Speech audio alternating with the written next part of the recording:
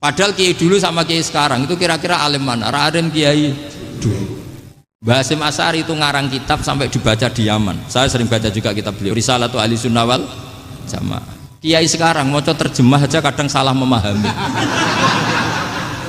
Tapi ya Islam tetap jalan karena Islam ini dikawal, dijaga oleh Allah Subhanahu wa taala. Masyhur dalam tarikh. Musuh Nabi besar siapa? Walid bin Mughirah.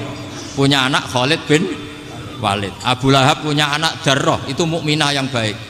Abu Jahal punya anak Ikrimah, itu mukmin yang baik. Di Indonesia lebih hebat lagi. Bapaknya ra iso maca Quran, anaknya hafid. Bapaknya utun ra tamat SD, anaknya jadi dekan. Di Indonesia banyak orang nggak siapa-siapa, anaknya jadi presiden, anaknya jadi menteri.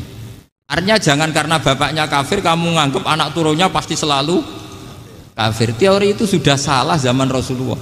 Yaitu Walid akhirnya punya anak Khalid, Abu Lahab punya anak Darrah, terus siapa? Abu Jahal punya anak siapa? Ini penting saya utarakan karena dakwah kalau terlalu semangat nanti kalau menghilangkan tauhid bahaya. Tetap innal huda huda. Uni Soviet kayak apa? Mengkooptasi negara-negara sekelilingnya sampai jadi Zuni. Tapi apa yang terjadi? Uni Soviet yang runtuh, persemakmurannya semua rata-rata jadi negara apa? Islam, kayak Uzbek, kayak Ceknya, kayak apa-apa. Karena agama ini diurus Allah. Sehingga kalau dalam, tapi kamu ngitmai agama nggak apa-apa. Makanya istilahnya Habib Umar, khodamah itu pelayan, nggak apa-apa. Kita ngitmai agama itu nggak apa-apa. Dengan ngitmai terus mikir nggak apa-apa. Tapi jangan mikir yang merasa kalau kita mati, wah nanti agama ini kukut karena saya mati. Kamu itu siapa? Agama Islam ini tidak pernah dipasrahkan kamu. Diurus oleh Allah Subhanahu wa taala sendiri. Sehingga ketika Wali Songo meninggal, agama ini tambah kuat sampai sekarang. Kecil saya itu kalau pengajian susahnya bukan main, harus izin sana sini. Sekarang setiap pengajian polseknya datang, polresnya datang, nggak ada intel, nggak ada apa.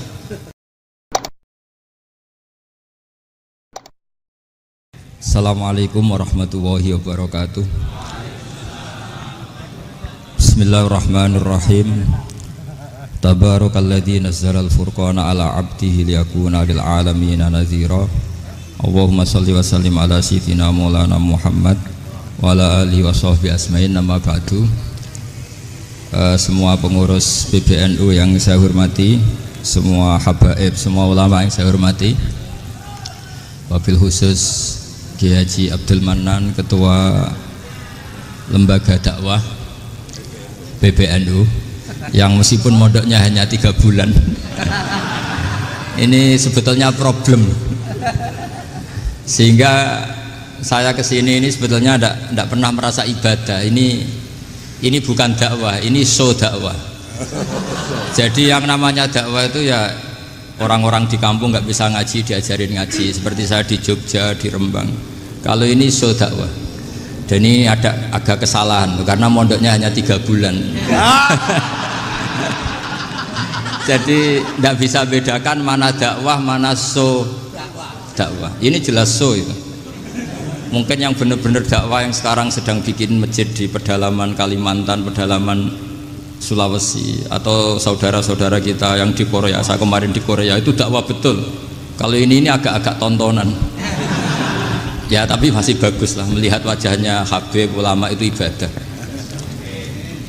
Tapi begini ya, yang jelas saya berharap sekali, saya diundang sekali ini saja, jangan diulang. Karena mencintai ulama itu baik, tapi ngatur ulama itu dosa. Ini murah. Jadi ini harus dicatat. Jadi Imam Malik itu kalau diundang tuh marah, meskipun yang undang tuh seorang raja zaman itu, Harun ar-Rasyid. Beliau minta supaya Imam Malik baca Muwatta di istana untuk anak-anaknya, padahal seorang presiden mau ngajari anak-anaknya. Imam Malik marah, masyhur itu, al ilmu yu'ta la ya'ti, ilmu disowani, orang kok ilmu yang sowan. Di mana-mana timba itu ke sumur apa sumur yang ketimba? Timba ke sumur. Ini agak kecelakaan. Pakai air pump. air pump katanya, jadi udah banyak air. Sehingga saya kata orang banyak itu di SK-kan PBNU Karena saya melakukan kebaikan itu sebelum dapat SK. Saya ngajar sebelum dapat SK, saya dakwah di mana-mana sebelum dapat apa? SK. SK saya langsung minallahi ta'ala, dari Allah Ta'ala. Jadi kalau PBNU niatnya ikrar bahwa orang yang sudah manfaat diangkat, itu saya terima. Tapi kalau merasa ngangkat saya, tak lawan di pengadilan. Karena saya sudah jadi kiai sebelum diangkat PBNU. Ya ini saksikan ya para muhibin saya. Jadi kalau SK itu ikrar, ngakui kalau Gus Bak manfaat, saya terima. Kan hanya ikrar saja, Pak. Tapi kalau merasa ngangkat dari bawah ke atas itu tak lawan sampai apa? Pengadilan, sampai di akhirat. Tersangkanya ya yang sedang jabat sekarang itu.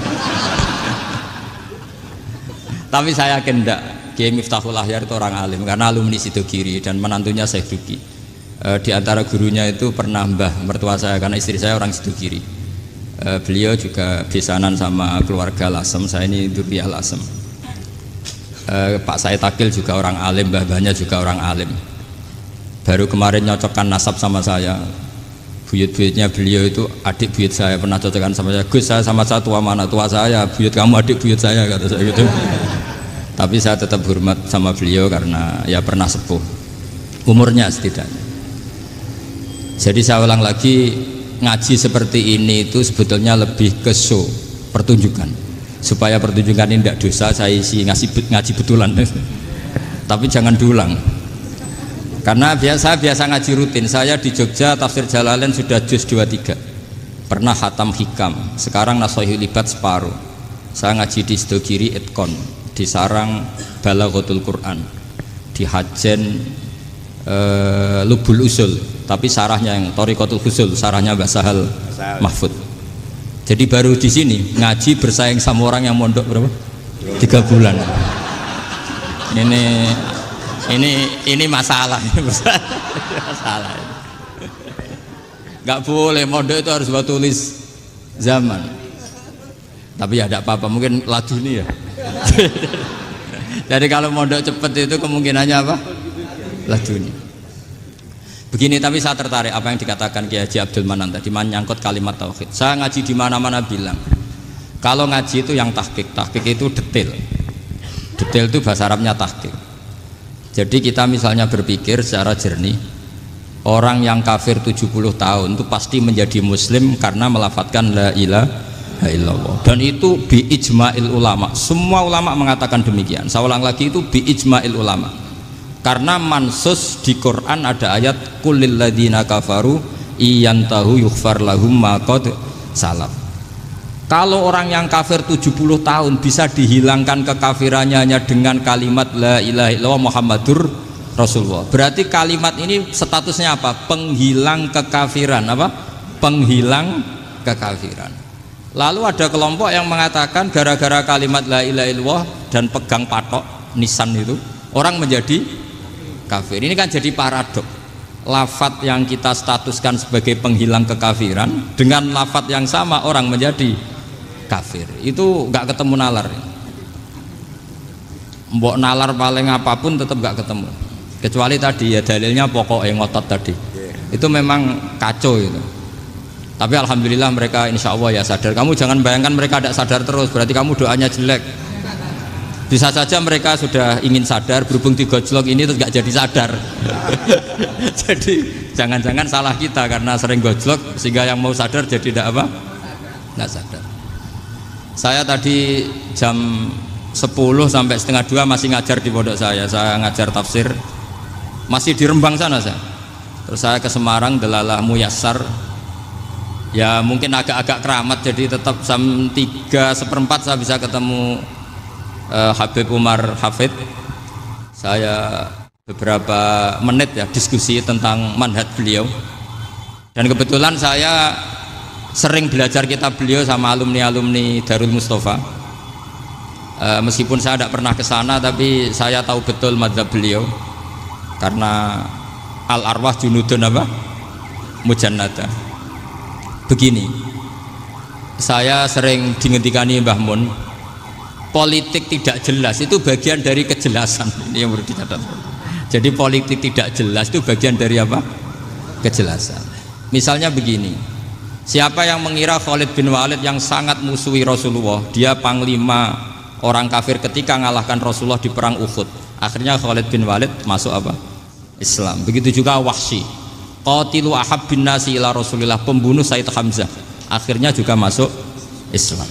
Begitu juga Abu Sufyan, dia pemimpin besar kafir Mekah ketika perang Badar, ketika perang Khandaq, akhirnya juga Islam dan menjadi mertua Rasulullah Shallallahu Alaihi Wasallam. Dari fakta ini kemudian banyak ulama alim yang ngambil sikap itu ya cara Jawa itu anggang-anggang. Anggang-anggang itu gak tegas, tapi gak tegas dari rumusan ilmu yang detail. Saya ulang lagi, gak tegas tapi dari rumusan ilmu yang apa? Detail. Bisa saja orang yang sekarang kafir suatu saat mukmin atau muslim.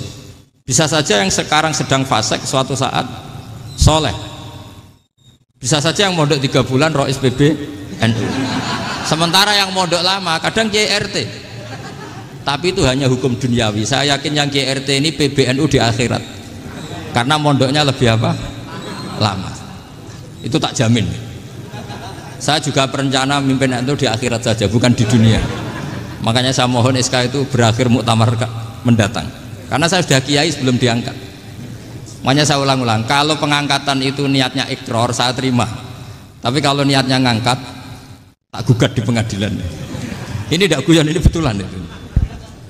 Ya, tapi ini hanya guyon saja.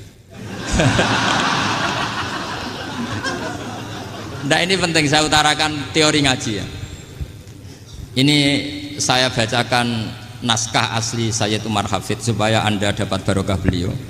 Karena beliau selain alim allamah, muridnya Habib Salim, juga beliau pernah ngaji kutub Sayyid Abdul Qadir Segaf di Jeddah. Juga beliau sering istifadah di beberapa kiai. Ini saya baca teks Arabnya kemudian saya terjemah. Bagi yang tidak setuju pemaknanya bisa gugat, karena saya baca Arabnya. Yang nggak setuju pemaknanya bisa gugat, tapi tak jamin kalah karena saya paham betul teksnya maknanya seperti itu. Logikanya tadi ya, ketika Rasulullah ngambil sikap tegas kepada qatilu Hamzah yaitu Wahsy, dan ketika Rasulullah ngambil sikap tegas pada orang-orang yang mengalahkan beliau di perang Uhud, kaifa yuflihu qaumun fa'alu bi anbiya'ihim hakadha, bagaimana mereka jadi orang benar atau orang yang dapat apa? Kebahagiaan kalau mereka perlakuannya seperti Nabi seperti ini, yaitu Nabi sujja wajhuh masyhur wa kusirat ruba, yaitu Nabi itu wajahnya terluka, gigi serinya tanggal. Orang-orang seperti ini tuh gak akan bejo kalau orang Jawa, gak akan falah. Tapi apa yang terjadi? Allah menurunkan ayat laisa laka minal amri syai'un aw yatuba 'alaihim aw yu'adzibahum. Muhammad itu bukan wilayah kamu ngecap orang, menstigmasi orang itu tidak wilayah kamu. Saya bisa saja mengampuni mereka atau menyiksa saya itu atau menyiksa mereka itu wilayah saya, kata Allah. Saya bisa saja mengampuni mereka atau menyiksa mereka itu wilayah saya. Sehingga akhirnya apa? Rasulullah tidak ngambil sikap yang mungkin orang lain mengatakan itu tidak tegas. Tapi itu kearifan. Betul, akhirnya Wahsy malah masuk Islam. Khalid bin Walid panglimanya juga masuk Islam. Dan beberapa orang kafir juga masuk Islam, termasuk mimbenihim, ketuanya yaitu Abu Sufyan. Ini penting saya utarakan. Makanya ini saya baca pembenaran dari konstruksi pikiran tadi. Nah ini supaya khas. Ini khasnya orang mondok 10 tahun nih. Jadi ini tak baca ini. Nah, biar jelas ini nanti teksnya persis ya, tidak saya rubah. Ini di kitabnya Habib Umar Hafid, namanya itu Taujihun Nabi Limardoti Bari. Kalau diterjemah ya mengarahkan orang yang sadar. Nabi itu orang yang sadar ya, sampai ini termasuk orang yang sadar. Limardoti Robbi, menuju mendapat ridho Tuhan atau Allah Subhanahu wa Ta'ala. Saya baca teksnya ini di halaman 179. Ini tidak ada yang saya rubah, tidak saya kurangi. Bismillahirrahmanirrahim. Fala buddha an nuwattina qulubana ala annana khodamatu ahli hadal qaul wa yattali'u wa min qulubina annana na'taqidu imkaniyata ayyasfa fi ahadina yaumal qiyamati man huwal ana kafirun yuslimu faya'lu sya'nu indal haqqi fayakunu sababan li kholasika fil qiyamah yumkinu dzalik. Jadi kita para dai, para kiai itu adalah khodamatu hadal kaun. Kita ini adalah pelayan alam raya ini yang selalu berharap alam ini akan lebih lebih baik. Orang yang sekarang sedang kafir bisa saja nanti yang nyafaati kamu di akhirat, yaitu mereka masuk Islam lalu Islamnya lebih serius, akhirnya punya hak syafaat. Sementara kamu Islam mulai kecil tapi biasa-biasa saja seperti ini, mulai dulu ngaji terus sama Ki Abdul Manan, nggak pernah yang ngisi ngaji, itu artinya nggak ada perkembangan. Makanya saya nggak ingin ngaji lagi karena saya ingin perkembangan Anda nanti tukang mengisi, bukan yang diisi. Kalau saya nanti ngaji lagi di sini, artinya Anda kalau tetap mendengarkan itu tidak ada perkembangan. Pantes saja saya mulang Gus Bahak sampean sing ngaji. Sekali-kali ada perkembangan, saya ngaji sampean yang mulang, itu bagus ya. Meskipun itu perkembangan yang menyesatkan.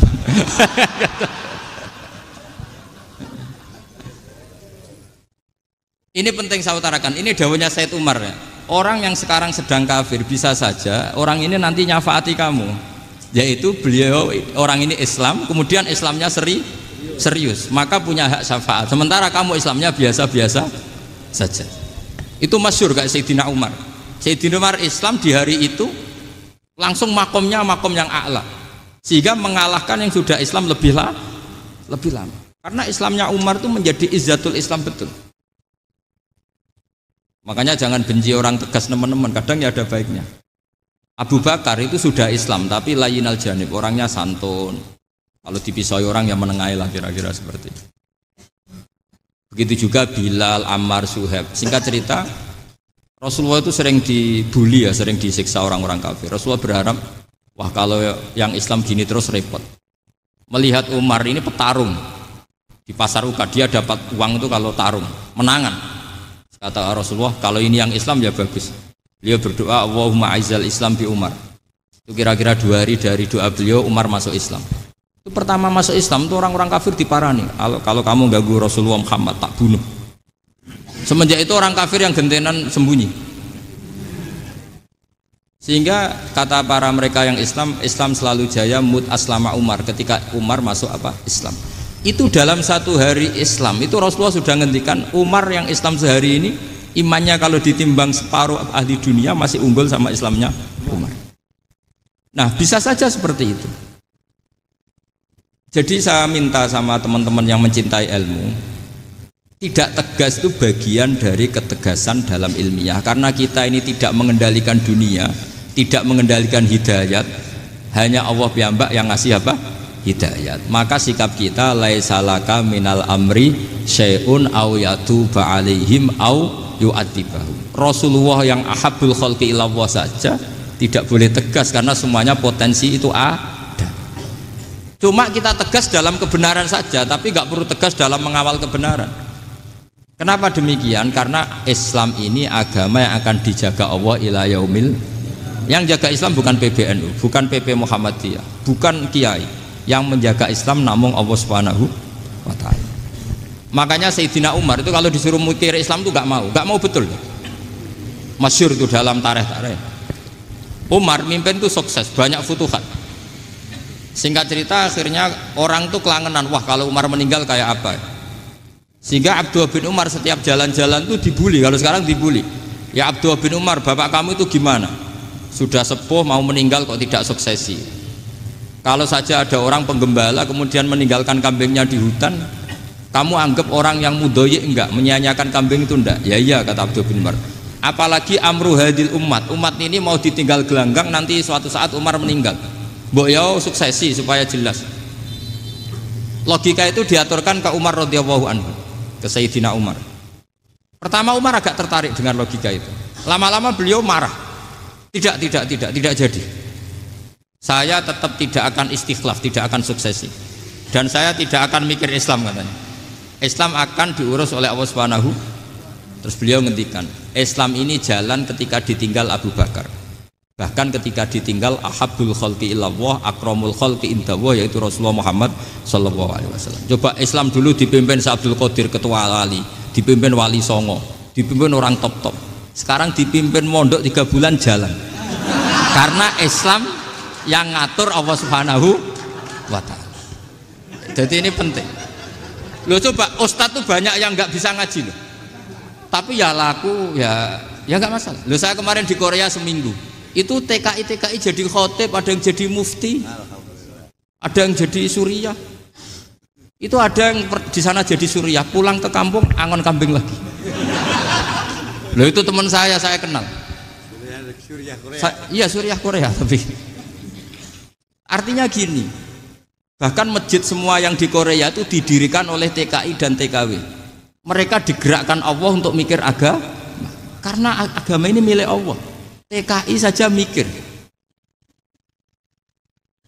Makanya ini penting, yo dakwah tapi tauhidnya sing kenceng, jangan dakwah kenceng tauhidnya kendor. Itu bahaya betul. Saya ulang lagi ya, ini dawuh Habib Umar. Jadi kata beliau, fala budda an wattina kulubana. Kita harus yakin seyakin-yakinnya bahwa semua kemungkinan itu mungkin. Makanya masyhur dalam tarikh ketika kafir Quraisy mau disiksa oleh para malaikat karena mereka sering menyakiti Nabi, kata Nabi gimana? Jangan. Saya berharap kalau bapaknya tidak mukmin, suatu saat anaknya mukmin. Masyhur dalam tarikh. Musuh Nabi besar siapa? Walid bin Mughirah.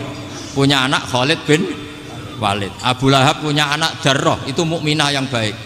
Abu Jahal punya anak Ikrimah, itu mukmin yang baik. Di Indonesia lebih hebat lagi. Bapaknya ra iso maca Quran, anaknya hafid. Bapaknya Utun Ratamat SD, anaknya jadi dekan. Di Indonesia banyak orang nggak siapa-siapa, anaknya jadi presiden, anaknya jadi menteri. Artinya jangan karena bapaknya kafir kamu nganggep anak turunnya pasti selalu kafir. Teori itu sudah salah zaman Rasulullah. Yaitu Walid akhirnya punya anak Khalid, Abu Lahab punya anak Darrah. Terus siapa? Abu Jahal punya anak siapa? Ini penting saya utarakan karena dakwah kalau terlalu semangat, nanti kalau menghilangkan tauhid bahaya. Tetap innal huda. Uni Soviet kayak apa? Mengkooptasi negara-negara sekelilingnya sampai jadi Zuni. Tapi apa yang terjadi? Uni Soviet yang runtuh, persemakmurannya semua rata-rata jadi negara apa? Islam, kayak Uzbek, kayak Ceknya, kayak apa-apa. Karena agama ini diurus Allah. Sehingga kalau dalam, tapi kamu ngitmai agama nggak apa-apa. Makanya istilahnya Habib Umar, khodamah itu pelayan, nggak apa-apa. Kita ngitmai agama itu nggak apa-apa. Dengan ngitmai terus mikir nggak apa-apa. Tapi jangan mikir yang merasa kalau kita mati, wah nanti agama ini kukut karena saya mati. Kamu itu siapa? Agama Islam ini tidak pernah dipasrahkan kamu. Diurus oleh Allah Subhanahu wa Ta'ala sendiri. Sehingga ketika Wali Songo meninggal, agama ini tambah kuat sampai sekarang. Kecil saya itu kalau pengajian susahnya bukan main, harus izin sana sini. Sekarang setiap pengajian polseknya datang, polresnya datang, nggak ada intel, nggak ada apa. Padahal kiai dulu sama kiai sekarang itu kira-kira alim mana? Alim kiai dulu. Mbah Hasyim Asy'ari itu ngarang kitab sampai dibaca di Yaman. Saya sering baca juga kitab beliau, Risalatu Ahli Sunnah wal Jamaah. Kiai sekarang mau terjemah aja kadang salah memahami. Tapi ya Islam tetap jalan karena Islam ini dikawal, dijaga oleh Allah Subhanahu. Maka kalau dalam cerita tarikh sirahnya Ibnu Ishaq itu, tauhid itu penting. Beliau cerita begini, Sayyid Abdullah itu namanya Abdullah bin Abdul Muthalib. Kita tahu kenangannya Rasulullah terbanyak itu bukan dengan Sayyid Abdullah tapi dengan Sayyid Abdul Muthalib, dengan mbahnya. Karena Nabi itu mulai kecil dirawat oleh siapa? Mbahnya. Yaitu yang disebut Nabi ketika 2 bulan kan abahnya sudah meninggal. Ya saya baca ya, pakai bahasa Arab biar jadi bid'ah. Nanti kalau bahasa Indonesia ada bid'ah. Tidak betul. Diba atau berjanji sebenarnya itu kitab sejarah, berhubung dibaca bahasa Arab terus kayak mantra. Terus yang belakang mau nyenggai soleh aleh, sehingga kubu sebelah bilang tuh khurafat dan bid'ah. Coba diterjemah ini, coba nanti saya baca bahasa Arab. Walamma tamma min hamli syahroni ala masyuril aqwalil marwiyatu fiya bil madinati abuhu abduwa wa kana qad istaza bi akhwalihi bani adi minat taifatin najariyah wa makatha syahron saqiman yu'anu nasukmahu wasakwa. Terus di pojok sana bilang soleh aleh, pasti kubu sebelah yang liwat, wah itu khurafat bid'ah karena dianggap mantra. Padahal artinya coba sampean baca bahasa Indonesia, ketika hamil Rasulullah umur 2 bulan, abahnya meninggal di kota Abwa. Kota Abwa adalah kota keluarga besar ibunya Sayyid Abdullah. Kebetulan pas ke sana beliau sakit sampai 1 bulan dirawat. Bid'ahnya di mana kalau diterjemah? Wong itu kitab tarikh. Makanya saya nggak tahu yang membidah-bidahkan tiba itu karena tadi. Tapi sampean juga ikut salah karena nyenggai sholawatan tok itu. Jadi makanya saya bilang tadi kalau bahasa Arab bid'ah, kalau sudah terjemah bid'ah karena kelihatan kalau itu hanya kitab tarikh. Lo coba bid'ahnya di mana? Wa ba'du fa'aqulu wa Muhammad bin Abdullah bin Abdul Muthalib bin Hasyim. Itu kalau diterjemahkan, kamu harus tahu siapa nama Muhammad. Muhammad punya abah siapa? Rasulullah Muhammad Abdullah. Punya abah siapa? Abdul Mut. Punya abah siapa? Hasyim. Coba baca gitu di kubu sebelah. Oh iya gitu. Berhubung baca bahasa Arab. Wa ba'du fa'aqulu wa Muhammad bin Abdullah bin Abdul Muthalib bin Hasyim. Jadi itu hanya salah baca saja itu. Maksudnya salah yang ngukumi, bukan salah yang baca, salah yang apa? Ngukumi. Sayyid Abdullah ini orang yang tauhidnya sangat kuat. Sayyid Abdul Muthalib lebih kuat lagi. Saya cerita sedikit betapa pentingnya tauhid. Ketika pasukan Abraha bawa pasukan gajah mau menyerang apa? Ka'bah. Itu sebelum menyerang itu semua aset-aset milik orang kafir Quraisy, milik orang Quraisy lah. Itu ditawan, diambil, termasuk milik Sayyid Abdul Muthalib, milik Abdul Muthalib.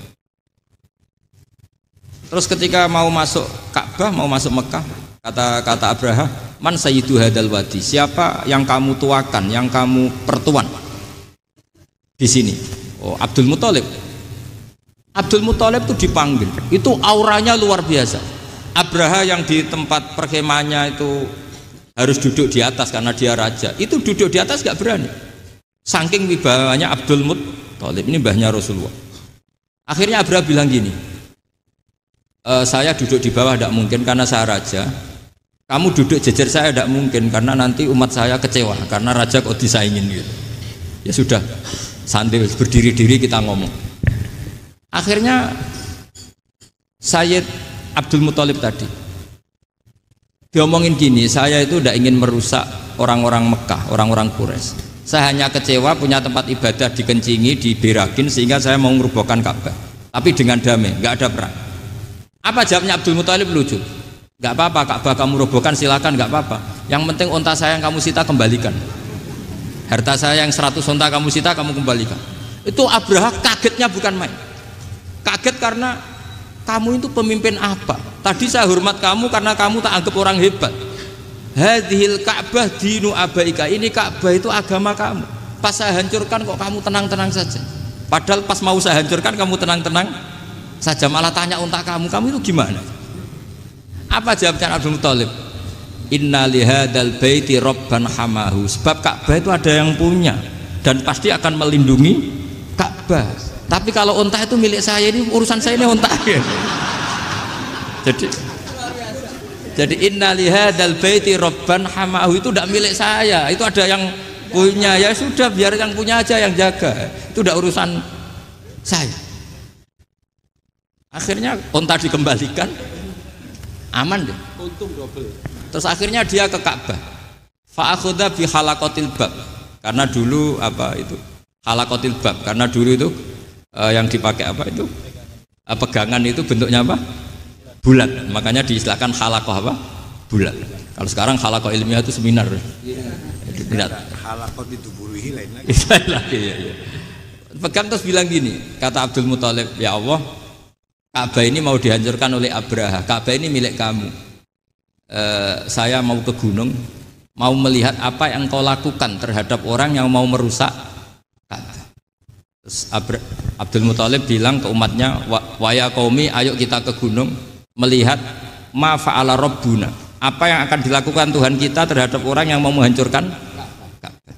Jadi santai saja, santai. Terus Abdul Muthalib naik gunung sama orang-orang Quraisy.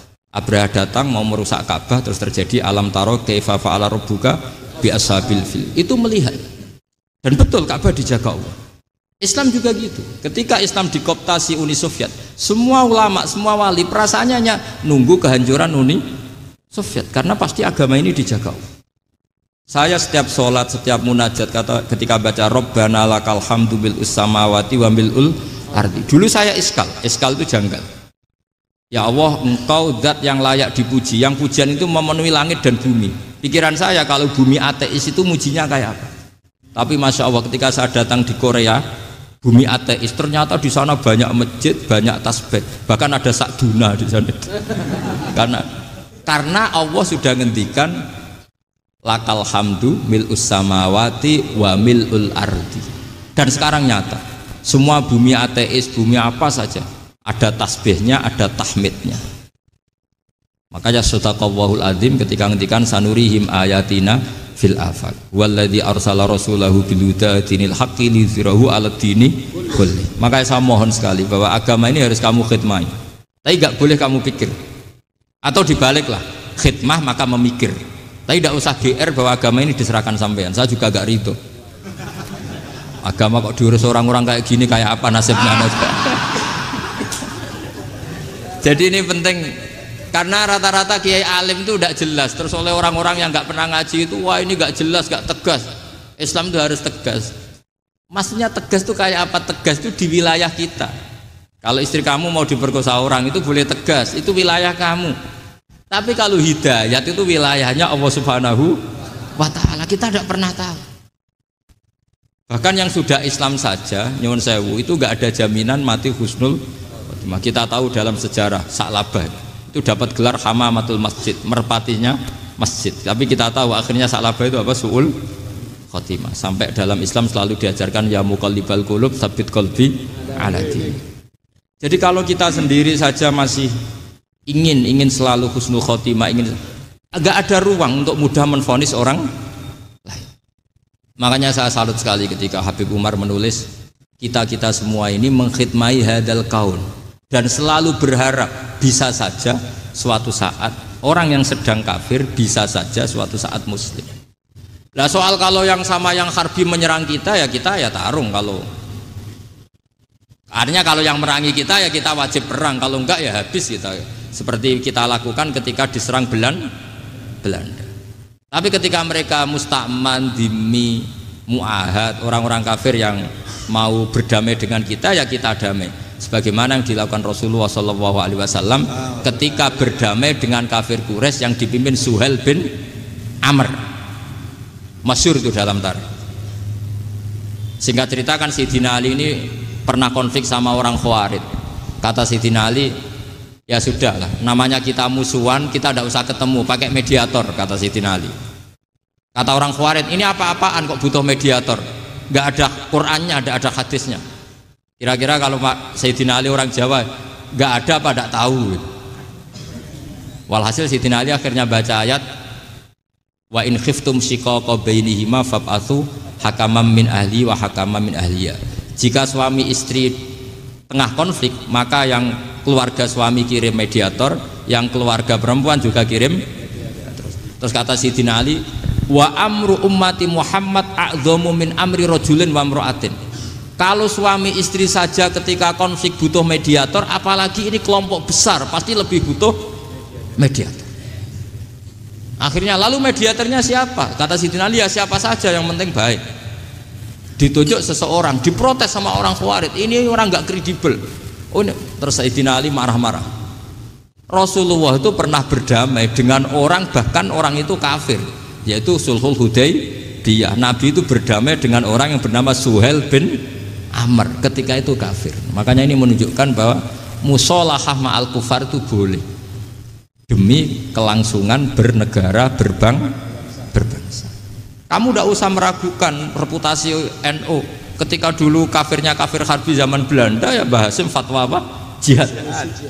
Jadi jangan kira tidak tegas, kita tegas sekali, justru kita yang punya masa lalu tegas. Tapi kepada siapa dan dalam konteks apa? Paham ya? Terus ini penting sekali untuk dijernihkan. Ini saya baca berikutnya nanti, tidak supaya tahqiq. Saya syukur sekali, saya tadi sekaligus minta ijazah sama Habib Umar, dan memang saya ngaji ini lama sama teman-teman alumni Yaman, cuma belum pernah ketemu mu'alifnya. Tadi saya ketemu minta ijazah itu dan beliau senang sekali, bahkan sempat bikin tulisan di kitab saya ini. Sama tidak perlu baca, karena kalau bisa ya biasa, kalau tidak bisa malu ya sudah, tidak usah baca sudah. Terus ini kata beliau, ini masih saya teruskan. nahnu min hadhil intilaqah naktasibu thabatana wa quwwata yaqinina wa illa fa fil ardi mu'aridun wa muntaqidun wa mukhalifun min akhyarin wa asrorin sholihin wa fasikin muslimin wa kuffar.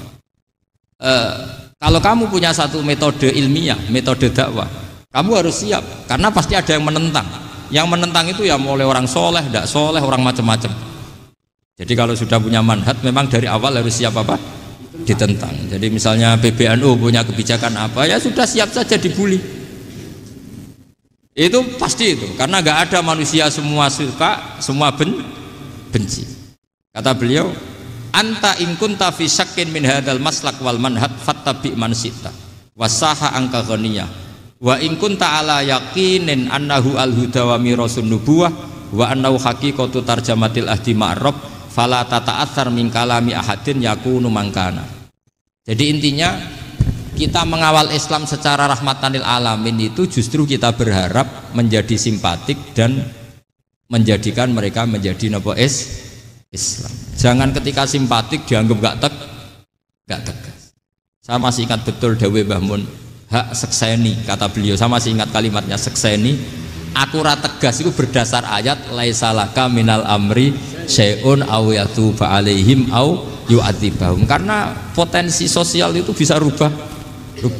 Orang yang sekarang kawan kamu bisa saja suatu saat jadi musuh, yang sekarang musuh kamu bisa saja suatu saat jadi kawan. Terus kamu ngambil sikap tegas dalam sesuatu yang nggak stabil seperti ini, lalu tegas itu kan nggak pada tempatnya. Makanya yang seperti ini kata Allah pakai asa itu menawa-menawa. Asa wahu ayyaj'ala bainakum wa bainal ladzina adaitum minhum mawaddah. Bisa saja orang yang sekarang musuhan dengan kamu suatu saat dijadikan mawaddah. Kamu udah mawaddah itu saling mengasihi. Kamu udah usah tanya wallahu qadir, kata Allah, karena Allah mampu. Jadi dalam hukum-hukum sosial Allah seringnya bilang apa? Asa. Misalnya wa asa an takrahu syai'a wa huwa khairul lakum wa asa an tuhibbu syai'a wa huwa syarrul lakum. Karena masalah sosial ini semuanya asa, yang pernah tahu siapa? Bisa saja sekarang saya Rois Suriah, nanti SK-nya nggak turun lagi, tapi saya tidak apa-apa.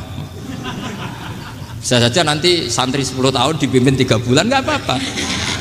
Bolak-balik nggak apa-apa. Saya tidak akan kecewa karena masya Allahu kana wa malam yasa lam yakun. Assalamualaikum warahmatullahi wabarakatuh.